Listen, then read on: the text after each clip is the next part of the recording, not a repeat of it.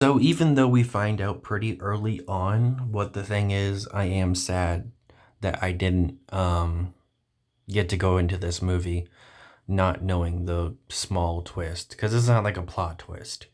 But you see this girl running, you have no idea why she's running. She's suddenly dead.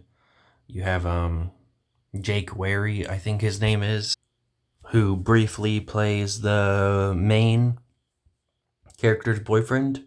After they have sex, he gets out of the car with no explanation. I don't understand why she doesn't think anything about it. She decides to start talking about how it kind of sucks growing up, which I thought was pretty cool.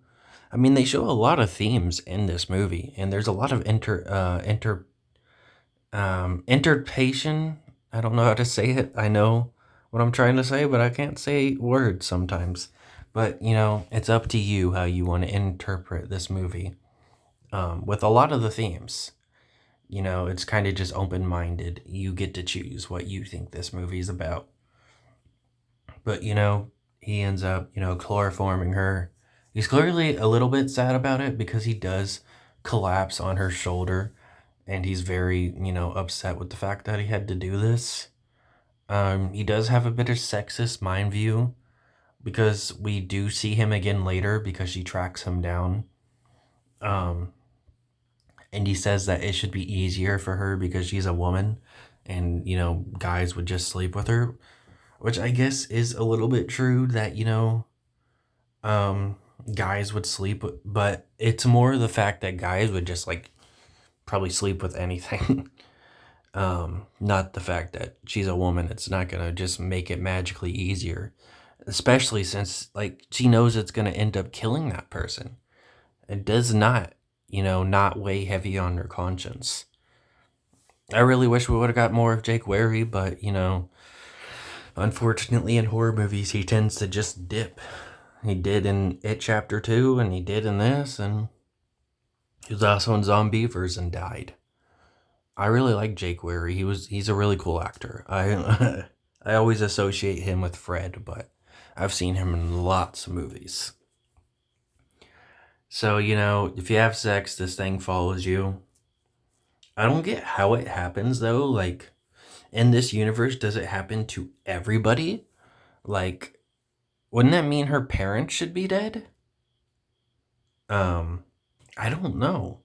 Maybe that's why we'd never see her dad, but we see her mom. Um, I don't I don't know. It just doesn't really make sense to me how this universe works, but it's still a really good movie. But if there's a creature that comes after you for having sex with people and you have to pass it down, does it only go after like certain people? It just picks and chooses? Like say, I don't know, Alex and Emily are having sex down the street. It's not gonna go after them, but it might go down after Gavin and fucking Lexi. Like how does this monster pick and chooses which characters that have sex that is gonna go after? Like I get in this certain part, it's gotta go down like this whole line. But how did he even get into that line in the first place? Just some weird questions.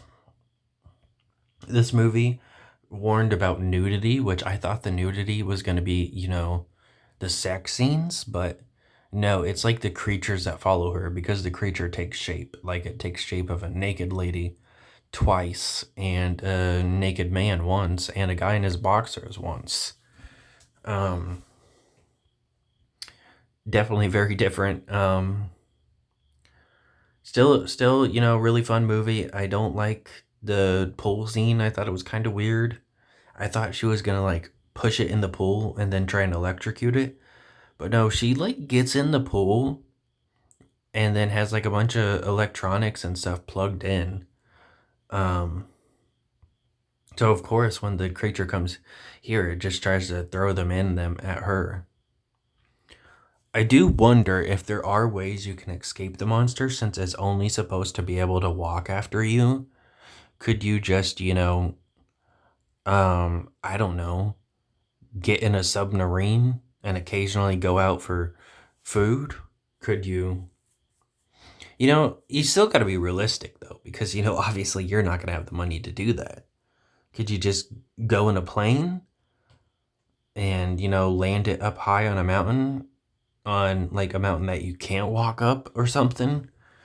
Um, could you just build a fucking treehouse and then cut the ladder down and occasionally have people deliver you food through like a helicopter or something? I don't know. Could you just, there's a lot of things, and it is strong. We do see that, but we don't know how strong it is. So like, it would be pretty cool if like you just fucking lock yourself in a bank vault. What's it gonna do? Occasionally go out and get you food. Um, what's it gonna do though if you're in a bank vault? Um, Most of the characters are kind of generic besides the main character, in my opinion.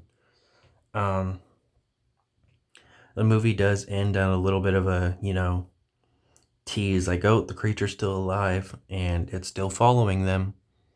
I do like a lot of the shots like that. I do not like, however, the fact that the creature takes form of one of the kids' mom and kills him and then starts, like touching him in a sexual way. Very, very, very gross. Not something you want to see. I don't know why they added that. But honestly, it's a pretty fun movie. It started streaming on Paramount if you have it, and that is what I watched it on. So if you want to watch it, it's currently on Paramount.